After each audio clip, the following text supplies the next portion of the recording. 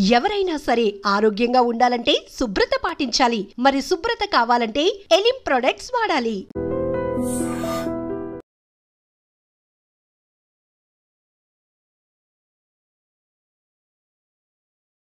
జీడిమెట్ల ఏం జరిగిందండి? జీడిమెట్ల అంటే కొత్తగా నేను జాబ్ ఎక్కినా సార్. ఆ టైంలో మనకు అంత అవగాహన లేకుంటే వచ్చినాము, డ్యూటీ చేసినాము, వెళ్ళిపోయాము. అక్కడ జీడిమెట్ల కాదు, ఎస్ఓటీలో ఉన్నప్పుడు మీ మీద దాడి గురించి. ఇప్పుడు ఎస్ఓటీకి రాగానే సార్ మనకు మన డీసీపీగా నారాయణ గౌడ్ సార్ ఉండే సార్. మాకు ఇన్స్పెక్టర్ శివప్రసాద్ ఉండే సార్. శివప్రసాద్ సార్. ఏ బ్యాచ్? 7 batch sir. ఇప్పుడు ప్రస్తుతం మియాపూర్ ఎస్ఎస్ఓగా పనిచేస్తారు. ఓకే. అయితే మనకు మా సార్ వాళ్ళు చెప్పారు, రాత్రి ఇట్లా నైట్ పూట 3:30కు మర్డర్ అయింది, మీరు ఏరియాకు ఉండి అన్నాడు సార్. ఎక్కడ మర్డర్ అయింది? ఇది నార్సింగ్ ఏరియాలో రక్తమశం దగ్గర సార్. ఓకే. ఆ ఏరియాలో రాత్రి మర్డర్ అయింది సార్. మర్డర్ అయితే మా ఇన్స్పెక్టర్ ఉండి అందరూ మార్నింగ్ జల్దీ రావాలి అనగానే మీ ఏరియాకి మీరు వెళ్ళిపోండి అంటే మేము వెళ్ళిపోయి టీమ్ వైజ్గా వెళ్ళిపోయినాం సార్. కూకట్పల్లికి వెళ్ళినాం సార్. కూకట్పల్లి వెళ్ళి కూకట్పల్లి అంటే మా ఏరియా డివిజన్ మొత్తం వస్తా కదా సార్. ఇప్పుడు ఎక్కడ ఉంటే దగ్గరలో ఉండండి, మీరు ఏమైనా ఉంటే మాకు చెప్పండి, మేము మీకు చెప్తామని అన్నారు సార్. నేను అక్కడ కూకట్పల్లి ఏరియాలో ఉంటున్నాం సార్. ఆ రోజు కంటిన్యూగా హాస్టల్ పిల్లలు చాయ్ తాగడానికి లేకుంటే జ్యూస్ తాగడానికి బయటికి వెళ్తారు కదా సార్ కూకట్పల్లిలో. అయితే కంటిన్యూగా రోడ్డు ఫుట్పాత్ దాని మీద రెండు రోజులు కంటిన్యూగా స్నాచింగ్ జరిగింది సార్. ఎక్కడ? కూకట్పల్లి ఏరియాలో. ఆ ఏరియాలో మేము ఏం చేస్తున్నామంటే సీసీ కెమెరాలు చూస్తున్నాం సార్. సీసీ కెమెరాలు చూస్తుంటే మాకు మా ఇన్స్పెక్టర్ సార్ ఫోన్ చేసి ఇట్లా మర్డర్ అయింది, పలానా కరణ్ సింగ్ రైల్వే స్టేషన్లో ఉన్నాడు, సనత్ నగర్ రైల్వే స్టేషన్లో ఉన్నాడు, మీరు ఇమీడియట్గా అక్కడ పోవాలని అన్నాడు సార్.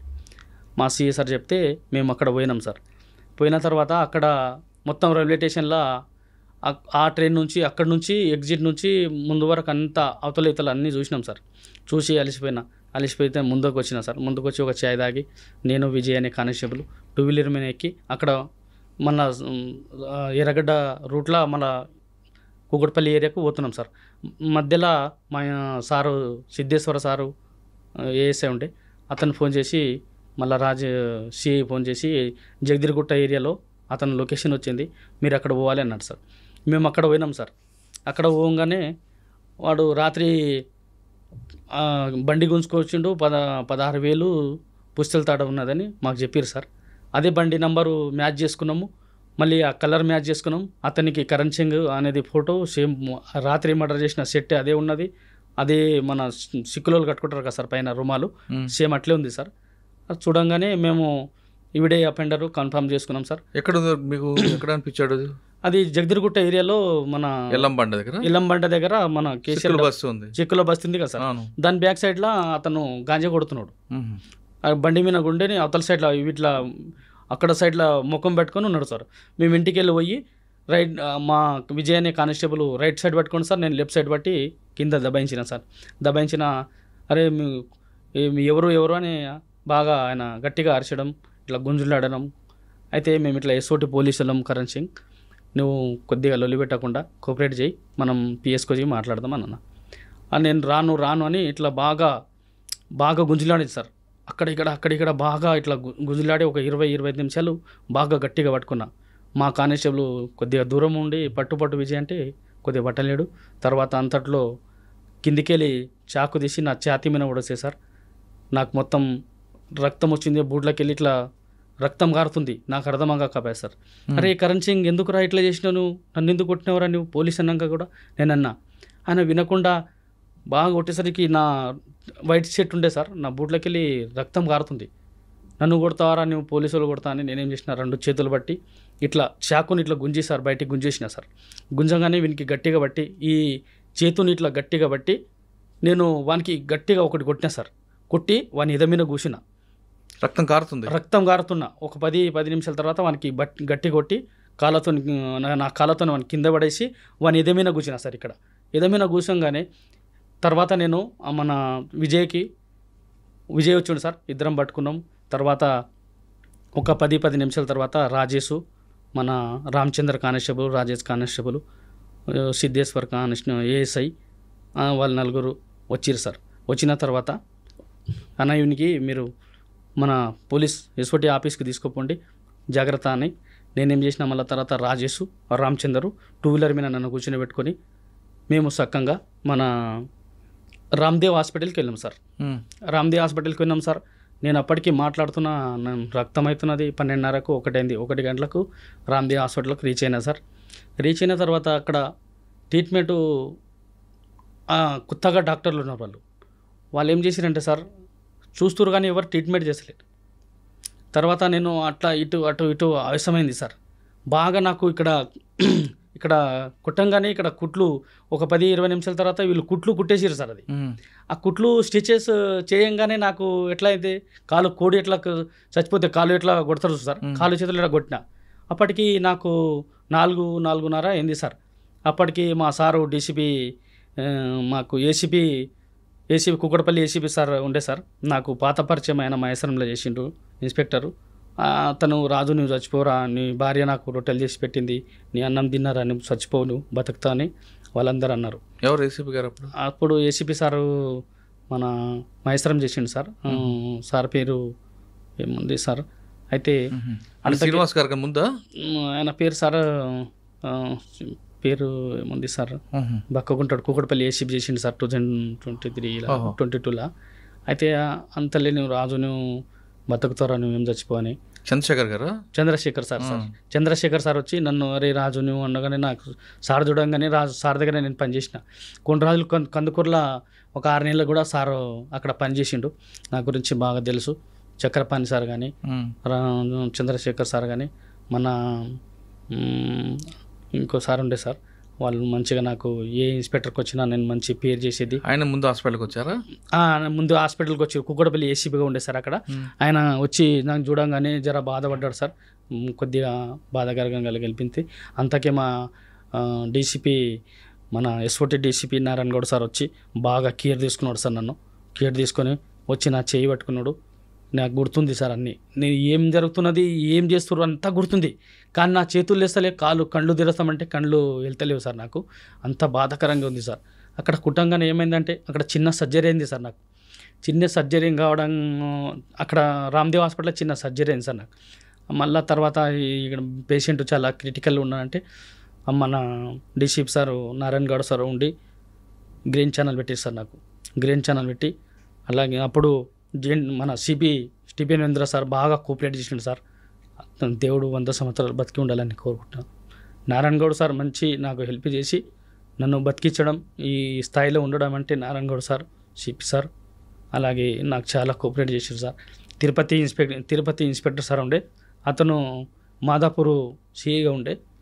గ్రీన్ ఛానల్ పెట్టి నా గురించి తెలుసు కాబట్టి ఇంచుమించు అందరు ఇన్స్పెక్టర్తో నా పనిచేసిన నేను మంచి పేరుగా సాధించుకున్నా సార్. కానీ చిన్న జరిగిందా, మంచిదే జరిగింది కదా? మంచిగా జరిగిందంటే అందరూ లాస్ట్ సార్ స్టేజీలో నేను బతికిన.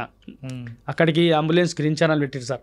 గ్రీన్ ఛానల్ పెట్టి అక్కడ నుంచి నాకు ఒక 7 నుంచి 5 నిమిషాల్లో మెడికల్ హాస్పిటల్ తీసుకుపోయిన తర్వాత అక్కడ నేను కోమలో వెళ్ళిపోయినా సార్ 5 రోజులు. నాకు ఏం తెలుసలేదు. నా భార్య, నా పిల్లలు, మా తల్లిదండ్రులు అందరూ, మన సిపి మన స్టీఫెన్ సారు అందరికీ బండ్లు ఇచ్చి పంపించిండు. అప్పుడు జాయింట్ సిపిగా మన మాంతి సార్ ఉండే, అతను కూడా వచ్చిండు సార్ నాతోను. అందరూ నాకు బాగా సహకారం చేశారు సార్, నన్ను బతికిచ్చారు. వాళ్ళకు మంచిగా ఉండాలని కోరుకుంటాను సార్. ఎన్ని రోజులు హాస్పిటల్? నేను ఒక 40 రోజులు ఉన్నా సార్. మా ఎస్ఓటీ టీం కానీ, మా ఎస్ఓటీలు కానీ. కళ్ళు తెరిచాక ఫస్ట్ ఎవరు చూసావు? అమ్మని చూసావా, నా భార్యను చూసావా, పిల్లల్ని చూసావా? కళ్ళు తెరిచినాక మా భార్య వచ్చింది సార్ ఫస్ట్. అమ్మ నాన్నలు జర కొద్దిగా ఏజ్డ్ పర్సన్, అందరూ హాస్పిటల్ ఉన్నారు. ఆవిడ ఎంత కంగారు పడి ఉంటుంది కదా? బాగా ఏడిచింది సార్, బాగా ఉంటుంది సార్. 40 రోజులు ఉన్నావు కదా? 40 రోజులు బయటకు వచ్చిన తర్వాత ఎలాగుంది జీవితం? 40 రోజులు ఉన్నా సార్. ప్రతి మన ఎస్ఓటీ టీం కానీ, నారాయణ గౌడ్ సార్ కానీ, మంచిగా నాకు శివప్రసాద్ కానీ, మన నర్సింగ్ ఇన్స్పెక్టరు శివ సార్ కూడా అందరూ నా సహకారం చేసారు సార్. మళ్ళీ నేను ఓపెన్ సర్జరీ 3 సార్లు అయింది. నా లంగ్స్ డ్యామేజ్ అయింది సార్. అక్కడ ఓపెన్ సర్జరీ 3 సార్లు చేశారు సార్. ఆ డాక్టరు చేయబట్టగానే మన పేషెంట్ బతుకుతారంట సార్. అదొక నమ్మకము గొప్పగా చెప్పిండు నా భార్యకు. డాక్టర్ కృష్ణప్రసాద్ సారు మన మెడికల్ హాస్పిటల్లో, అమ్మ నీ భర్త బతుకుతాడు, నేను చేయి పట్టుకుంటే ఏదైనా పేషెంట్ బతుకుతాడని ఆయనకు నమ్మకం అంట సార్. ఆ మాట బాగా గుర్తు చేసిండు సార్. నాకు మంచి ట్రీట్మెంట్ ఇచ్చి అందరూ నాకు స్టీఫెనేంద్ర సార్ అమెరికాకి వెళ్ళి డాక్టర్ అని తెప్పిస్తా, నీకు బతికిస్తా అని మాకు బాగా ధైర్యం చెప్పిండు సార్. అందరూ సహకారంతో నేను బతికి బయటపడ్డా సార్. ఓకే, 40 రోజుల తర్వాత మళ్ళీ ఎప్పుడు జాయిన్ అయ్యారు డ్యూటీలో? 40 రోజుల తర్వాత సిపి సార్ ఉన్న రోజులు నేను శాలరీ ఇచ్చిర్రు. ఒక నెల 15 రోజులు, నెల రోజులు నేను చిక్కులో ఉన్నా సార్. తర్వాత నాకు శాలరీ ఇచ్చిర్రు, నేను మంచిగానే ఉన్నా సార్. తర్వాత స్టీఫెనేంద్ర సార్ చేంజ్ అయిన తర్వాత ఇంకా తప్పదని కంపల్సరీ డ్యూటీకి వచ్చిన సార్. డ్యూటీ వచ్చాక పోస్టింగ్ ఎక్కడప్పుడు? డ్యూటీకి వచ్చి ఎస్ఓటీలో ఒక 6 నెలలు చేసిన సార్. 6 నెలలు చేసి తర్వాత 2 నెలలు నేను హెడ్ కానిస్టేబుల్ ప్రమోషన్కు ట్రైనింగ్ పోయినా సార్. ఓకే, వరంగల్ ట్రైనింగ్ పోయి తర్వాత 3 నెలల డ్యూటీ ఇక్కడ చేశాను సార్. తర్వాత నాకు హెడ్ కానిస్టేబుల్ ప్రమోషన్ వచ్చింది. నేను కొల్లూరు పిఎస్లో, ఇప్పుడు ప్రస్తుతం కొల్లూరు పిఎస్లో విధులు నిర్వహిస్తున్నాను సార్. సూపర్. బయటకు వచ్చిన తర్వాత 6 నెలలు ఎస్ఓటీలు ఉన్నారు కదా సార్, అప్పుడేం కేసు తీసుకున్నారా? ఇంకేం లేదు సార్. నేను నాకు కొద్దిగా హెల్త్ బాగాలేదు అని నేను సార్కు ఇంచుమించు సైబరాబాద్లో అందరికీ తెలుసు, రాచకొండలో సైబరాబాద్లో అందరికీ తెలుసు సార్. అయితే నువ్వు ఏం డ్యూటీ చేస్తా అంటే మా ఇన్స్పెక్టర్ రవీందర్ సార్ పేరు, రవీందర్ సార్ పేరు. నేను ఏం డ్యూటీ చేస్తా అంటే రాజు నీకు నచ్చిన డ్యూటీ చేసుకో అంటే ఏ డ్యూటీ చేసినా ఇప్పుడు సెక్షన్ ఇన్ఛార్జ్గా చేస్తున్నాను సార్ అక్కడ ప్రస్తుతం. సార్ కూడా కేసులు ఇస్తాడు, మంచిగా చూసుకుంటున్నాడు సార్. అట్లనే ఇప్పుడు మీరు కొల్లూరులో పనిచేస్తున్నారు. కొల్లూరులో క్రైమ్ ఏముంటుంది? కొల్లూరులో సార్ ఇప్పుడు మొత్తం అపార్ట్మెంట్లు, లేబర్ క్యాంపు, బాగా మిక్సింగ్ కేసు. అంటే భార్య మిస్సింగ్ అవుతుంటారు, లేడీస్ మిస్సింగ్ అయితే చిన్నపిల్లలు, అక్కడ ఇట్లా నడుస్తుంది సార్. ఓకే, మీ జూనియర్స్కి ఏం చెప్తుంటారు? జూనియర్ సార్ మంచిగా మనం డ్యూటీ చేసుకోవాలి, ఒక ఆఫీసర్ దగ్గర సైబరాబాద్కు పేరు తేవాలి, మన పోలీస్ స్టేషన్లో నీట్గా పని చేసుకొని మన డ్యూటీలు మనం చేసుకొని వెళ్ళిపోవాలి అని నేను సలహా ఇస్తుంటా సార్. ఓకే, మీకు ప్రెసిడెంట్ మెడల్కి ఎవరు సిఫార్సు చేశారు? అంటే సార్ డిఐ రాజేష్ సార్ అని ఇప్పుడు ప్రస్తుతం మన నార్సింగ్ డిఐగా పనిచేస్తుంటారు సార్ అతను. నేను ఆయన వనస్థలిపురం మైలాడిదేపల్లిలో ఒక ఫ్యామిలీ ఫ్రెండ్గా ఉంటుంటాం సార్ మేము. రాజేష్ సార్ ఎస్ఐగా ఉండేప్పుడు నేను అతను చాలా క్లోజ్ సార్. నాకు ఇట్లా యాదయ్యకు ఇంతకుముందు యాదయ్యకి ఇచ్చిండే సార్, రాజు నీకు ఏమైనా రాకపోయా, నువ్వు అప్లై చేసినావా చేయలేవా అంటే నేను బతికి బయటపడనే కష్టం సార్, నేను ఇంకా 6 నెలల బెడ్ మీదే అనుకున్నా, నేను చేయలే సార్, మీరు సజెషన్ ఇచ్చి మీరు ఏమైనా కోఆపరేట్ చేస్తే నేను చేయగలుగుతా అంటే నేను మళ్ళీ సిపి సార్ దగ్గర పోయినా, మాంతి సార్ దగ్గర పోయి సార్ నేను ఇట్లా రాజు నాకు ఇట్లా అంటే గుర్తుపట్టి సార్ నేను ఇట్లా ప్రెసిడెంట్ మెడల్కు పెట్టుకుంటున్నా అంటే సార్ సిగ్నేచర్ ఇచ్చి మళ్ళీ డీసీపీ సార్కి ఎంబడే పంపించిండు. డీసీపీ ఆఫీస్కి పంపించిన తర్వాత నాకు అక్కడ రాజేష్ సార్ మన ఇంటెలిజెన్స్లో పనిచేస్తుండే రాజేష్ ఇన్స్పెక్టరు పాత పరిచయం కాబట్టి నేను పోవడానికి రావడానికి కొద్దిగా ఈజీగా అయింది సార్. అక్కడ మనం రాజేష్ సార్ కానీ ఏదైనా ఆఫీస్ కానీ ఎక్కడ పోవాలి ఏంది ఏం కథ సజెషన్ ఇచ్చి నాకు ఈ పథకం రావడానికి ముఖ్య కారకుడు రాజేష్ సారే sir. Rajesh SI, Rajesh CI sir ఇప్పుడు డిఐగా పనిచేస్తున్నాడు నర్సింగ్లో. ఓకే, మీకు ప్రెసిడెంట్ మెడల్ కోసం సిపి గారు సైన్ చేశారు, వెళ్ళింది ఫైల్ సార్. అనౌన్స్మెంట్ రాగానే ఫస్ట్ మీకు ఎవరు చెప్పారు, అప్పుడు ఫీలింగ్ ఏంటి? అంటే డీజీపీ ఆఫీస్ నుంచి ఇంటెలిజెన్స్ ఆఫీస్ నుంచి రాజు నీకు కన్ఫర్మ్ అయింది అని నేను ఈ 15 రోజుల నుంచి నాకు ఫోన్లు వస్తూనే ఉన్నాయి సార్.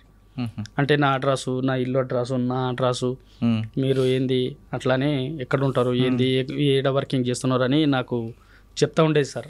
అయితే మేడం రాజేశ్వరి మేడం అని ఉంటుంది అక్కడ డీజీపీ ఆఫీస్లో, ఆ మేడంకే ఫోన్ చేస్తుంటే బాగా సతాయిస్తుంటే మేడం కూడా నన్ను బాగా తిడుతుండే. అయినా నేను ఏం లేదు మేడం అని బాగా చెప్తుండే. మేడంకు బాగా నేను ఊకే ఫోన్ చేస్తుంటే, వారంలో 2 రోజుల్లో ఫోన్ చేస్తుంటే. మేడం చాలా పెద్ద పోస్ట్ అక్కడ. మేడం ఒకటే మాట చెప్తా, రాజు నాకు నేను వస్తే నీకు చేస్తాను, నీకు కంపల్సరీ వస్తుంది, కంపల్సరీ నీకు వస్తుంది, ఆ వచ్చినప్పుడు నేను చెప్తా అని నేను అంటుండే మేడం. 15 రోజుల క్రితం నా అడ్రస్సు అవి అన్నీ కొన్ని డీటెయిల్స్ అడిగారు సార్. డీటెయిల్స్ అడిగినప్పుడు కొద్దిగా ఓపిక ఉండే, నాకు వస్తుందని నమ్మకం ఉండే. తర్వాత నేను 15 ఆగస్టు రోజు 9 o'clock నేను సెక్షన్ ఇన్ఛార్జ్గా ఉంటే నేను అక్కడ మా sir CI sir rule card తీసుకుంటే నాకు ఫోన్ చేసి కంగ్రాచులేషన్ రాజు నీకు రాష్ట్రపతి అవార్డు వచ్చింది అని చెప్పింది సార్. తర్వాత మా అన్నకు చేసిన, మా అన్న ఫోన్ లేపలేదు సార్, మా భార్యకు చేసిన. తర్వాత ఈ మా రోల్ కల్లా అందరికి చెప్తే మా ఇన్స్పెక్టర్ మనకు మెచ్చుకోవడం జరిగింది సార్ అక్కడ. మంచి అవార్డు తీసుకున్నావు కదా సార్. మరి ఫ్యామిలీ అందరూ ఏమంటున్నారు, మీ దోస్తులు, ఊర్లో వాళ్ళు, బంధువులు? సార్ నేను ఆఫీసర్లు, దోస్తులు, మా ఫ్రెండ్స్ సర్కిల్ కానీ నాకు వచ్చిన కష్టం ఇంకొనికి రావచ్చు సార్. కానీ వీళ్ళందరూ ఉన్నారు కాబట్టి నువ్వు బతికినా సార్. నేను నా ప్లేస్లో ఇంకో వేరే జవాన్ ఉంటే కంపల్సరీ చనిపోవడం జరుగుతుంది సార్. నేను కొద్దిగా మా తల్లిదండ్రులు గట్టిగా ఉన్నా కాబట్టి నేను బయటపడా సార్. నాకు ఓపెన్ సర్జరీ 3 సార్లు అయింది, లంగ్స్ డ్యామేజ్ సార్. నేను చాలా క్రిటికల్గా బతికినా సార్. నేను అసలు హాస్పిటల్లో అందరూ చనిపోయారని చెప్పారు సార్. నాకు మా భార్య కానీ అక్కడ కూడా లార్జీ కానీ మా తల్లిదండ్రులు కానీ మా పేరెంట్స్ కానీ చాలామంది వచ్చారు సార్. డైలీ 3,000 4,000 మంది వచ్చారు నాకు చూడడానికి. అందరికీ మా సార్ కానీ, అందరు డీసీపీ సార్ కానీ, మా ఇన్స్పెక్టర్ శివప్రసాద్ కానీ, అందరూ ఇన్స్పెక్టర్లు తిండి పెట్టడం కానీ, ఉండడానికి అక్కడ లార్జీ రూమ్లు అరేంజ్ చేసి మంచిగా నన్ను చూసుకోరు సార్. ఈ అవార్డు వచ్చిన తర్వాత ఊర్లోకి వెళ్ళావా? ఊర్లోకి వెళ్ళలేదు సార్. నిన్ననే కదా సార్ అవార్డు వచ్చింది, నిన్ననే. ఇంకా ఊళ్ళో కానీ ఈరోజు మా వికారాబాద్ డిస్టిక్లో పేపర్లో రాసిర్రు. ఇట్లా మా తల్లిదండ్రులు పేపర్లో చూసి ఏమన్నా దోస్తులందరూ ఫోన్ చేసి కంగ్రాచులేషన్, నీ ఫలితానికి ఒక దక్కింది, నీకు కంపల్సరీ రావాల్సింది, అది లేట్ అయింది అని నాకు చాలా గౌరవంగా చెప్తున్నారు సార్. సార్ ఒక గర్వంగా అనిపిస్తుంది కదా. ఇప్పుడు మీకు ఫైనల్గా చెప్పండి సార్, మీ జూనియర్స్కి సార్ ఏం చెప్తారు మీరు? అంటే ఇలాగ ప్రతిసారి పన్నం పెట్టి వెళ్ళమంటారా, లేదు సమయస్ఫూర్తిగా మనం డీల్ చేయాలంటారా? సార్ ఈ క్రైమ్లో ఉంటే ఎప్పుడు ఏం జరుగుతుందో తెలియదు సార్. ఈ క్రైమ్లో మనము క్రైమ్ వర్క్ కానిస్టేబుల్గా ఈ అలవాటు అయినా అనుకో సార్, క్రైమ్లో చేయాలని ఇంట్రెస్ట్ ఉంటే ఈ మఫ్టీ యూనిఫామ్ వేయాలంటే కొద్దిగా చిక్కాగా అనిపిస్తుంది సార్. క్రైమ్ చేసేటోళ్ళు ఎట్లా క్రైమే చేయాలని అనిపిస్తుంటుంది సార్. ఏ పోలీస్ స్టేషన్కి పోయినా ఎక్కడ పోయినా ఈ యూనిఫామ్ ఒకసారి తొడిగినాం అనుకో సార్, ఆ యూనిఫామ్ వేయాలనిపిస్తుంది కొందరు కానిస్టేబుల్కు. కొందరికి ఏమనిపిస్తుంది అంటే సార్, ఇప్పుడు క్రైమ్ చేసినాం అనుకో, మన మఫ్టీ ఉద్యోగం సార్, కొద్దిగా మఫ్టీలో అలవాటు అవుతారు. అది మంచిగున్నా చెడుగున్నా క్రైమ్లో ఇన్స్పెక్టర్లు కానీ సార్ వాళ్ళు మంచి పని చేసేటోళ్ళు అక్కడ తీసుకుంటారు సార్. దాన్ని బట్టి ఆ క్రైమ్లోకి వెళ్ళి మనము బాధ వచ్చినా బాధ లేకున్నా ఒక అపెండర్కి పోయేటప్పుడు అది టైం అయింది, టైం కాలేదు, ఆ టైంకు కానీ ఇంటికి పోవడం కానీ ఆ టైం టేబుల్ ఏం లేకుండా సార్ ఈ క్రైమ్ డ్యూటీ చేసేటోళ్ళకు వాళ్ళకు మనం అపెండర్కు ఎప్పుడైనా సరే పట్టుకోవాలనే ఉద్దేశంతో 2 రోజులు కానీ 3 రోజులు కానీ అక్కడ మనం కొద్దిగా ఇన్ఫర్మేషన్ పెట్టి పట్టుకోవడానికే చూస్తాం సార్. పట్టుకుంటే మా ఇన్స్పెక్టర్ మంచి పేరు వస్తుంది, మా సైబరాబాదు కమిషనరేట్కు మంచిగా వస్తుంది కదా సార్. అంటే ఓపిక ఉండాలి సార్. ఓపిక ఉండి చేస్తాం సార్. క్రైమ్లో చేసేటోళ్ళు ఎవరైనా సరే, జవాన్ కానీ, ఎస్ఐ కానీ, ఎస్ఓటీ కానీ, ఈ సిసిఎస్ కానీ ఓపిక ఉంటుంది సార్. కంపల్సరీ టేస్ట్ చేస్తాం సార్. పోలీస్ డిపార్ట్మెంట్కి పిల్లర్స్ వీళ్ళే. పైనుండి ఆఫీసర్లు సూపర్విజన్ చేస్తున్నా, ఇన్వెస్టిగేషన్ చేస్తున్నా, కింద క్రిమినల్స్ కానీ లేదా ఇన్ఫర్మేషన్ నెట్వర్క్ డెవలప్ చేయడంలో కానిస్టేబుల్ యొక్క రోల్ చాలా ఇంపార్టెంట్. వాళ్ళే కరెక్ట్గా ఉండాలంటారు డీజీపీ కూడా. వాళ్ళు సరిగ్గా ఉండి వాళ్ళు కరెక్ట్గా పనిచేసే డిపార్ట్మెంట్ ఇంకా ఇమేజ్ పెరుగుతుందంటూ సీనియర్ ఆఫీసర్ కూడా చెప్తుంటారు. వాళ్ళు ఎలా పనిచేయాలి, ఎంత బాగా పనిచేయాలి అనేది చెప్తున్నట్లుగానే రాజు నాయక్ కూడా తన ప్రతాపం చూపాడు. కాకి వేసుకున్నామంటే అదొక ప్యాషన్. క్రిమినల్ పట్టుకోవడానికి ఎంత టైం అయినా వేస్ట్ చేసినా సరే వెయిట్ చేస్తాం. ఎందుకంటే పట్టుకుంటే అందులో ఉన్న టేస్ట్ వేరు, అందులో మజా వేరు, అందులో పట్టుకుంటే దొరికిన కిక్ వేరంటూ ప్రూవ్ చేశాడు రాజు నాయక్ తన ప్రాణాన్ని పన్నంగా పెట్టి ఆ విధంగా ఆ రోజు సాహసం చేపట్టి ఈరోజు ప్రెసిడెంట్ మెడల్కి ఆయన వచ్చారు. చిన్న కుటుంబంలో పుట్టి ఈ స్థాయికి వచ్చడం వెనుక ఆయన కృషి అన్నది కనిపిస్తుంటుంది. ప్రతి వ్యక్తి కూడా కృషి చేయండి. ఖచ్చితంగా రాజు నాయక్లా కానీ లేదా గతంలో యాదయ్య అనే కానిస్టేబుల్స్ ఏ విధంగా అవార్డు తీసుకున్నారో మీరు కూడా అదే విధంగా వస్తారు. మీరు ఎంత బాగా పనిచేస్తే డిపార్ట్మెంట్ అంత ఇమేజ్ పెరుగుతుందన్నది సుస్పష్టం. ఇక ఆయన చెప్తున్నట్లుగా పోలీస్ డిపార్ట్మెంట్లో క్రైమ్ డిపార్ట్మెంట్లో క్రైమే చేయాలి, లేదు యూనిఫామ్ వేసుకుంటే యూనిఫామ్లో చేయాలి కాకుండా అప్పుడప్పుడు ఇటు అటు మారుస్తుంటే మీకు కూడా చేంజ్ ఉంటుంది అన్నది చాలా స్పష్టంగా చెప్తుంది. లేదు యూనిఫామ్ లేకుండా పనిచేస్తాం కదా అని అలా కంటిన్యూ చేస్తే అందులో బోరు కొడుతుంది. అదేవిధంగా యూనిఫామ్ వేసుకుంటే మజాగా అలవాటు పడదు. కాబట్టి పోలీస్ కానీ traffic, crime, law and order 3 చేయండి. అప్పుడు మీకు డిపార్ట్మెంట్ పూర్తి స్థాయిగా ఒక కానిస్టేబుల్ అవుతారు, హెడ్ కానిస్టేబుల్ అవుతారు, ఏఎస్ అవుతారు, కొన్నిసార్లు ఎస్పీగా అంటే ఎస్పీ వరకు వెళ్ళే అవకాశం కూడా ఉంటుంది. రాజు నాయక్ చెప్తుంది అక్షరాల వాస్తవం. డిపార్ట్మెంట్లో కిక్ కావాలంటే ఆ మాత్రం సాహసం చేయాలన్నది రాజు నాయక్ స్టోరీ మనకు అర్థమవుతుంది. ఇది రాజు నాయక్తో ఎక్స్ప్లెజెంటారు. వచ్చే వారం మరో గెస్ట్తో మళ్ళీ కలుద్దాం. అంతవరకు నమస్తే. Thank you Raju Nayak. Congratulations. Thank you sir. నీకు మరొకసారి కృష్ణాష్టమి జన్మదిన శుభాకాంక్షలు. I Dreams, this Police Diaries is something very, very valuable towards that. I must really appreciate Murali, your insights. I Dreams founder and CEO Chinna Vasudev Reddy Gartoni, Muralidhar crime stories చాలా famous అయిపోయినావు.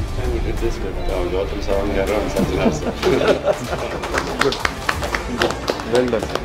Congratulate him for doing so well. And I congratulate him, his boss also. For doing so well.